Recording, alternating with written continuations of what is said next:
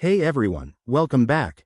Today, we're diving into a super practical tutorial: how to send BUSD from Revolut to Exmo in 2025. If you're into crypto, you know BUSD is a stablecoin that's great for transfers without wild price swings. Whether you're moving funds for trading or just exploring exchanges, this step-by-step guide will make it easy and hassle-free. First things first, make sure you have accounts set up on both Revolut and Exmo, and that you have some BUSD in your Revolut wallet. Let's get started. Step 1. Open your Revolut app and log in securely. Head over to the Crypto section. It's usually at the bottom of the screen. Once there, find BUSD in your list of assets. Tap on it to select it for transfer. Next, in Step 2, choose the Withdraw or Send option.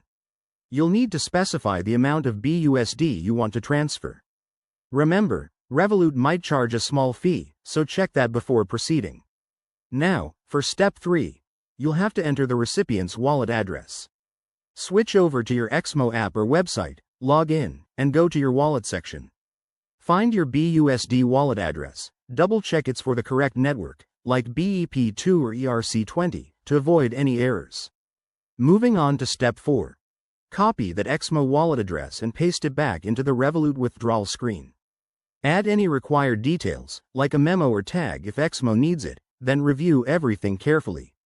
Hit Confirm to initiate the transfer. Step 5. Wait for the transaction to process.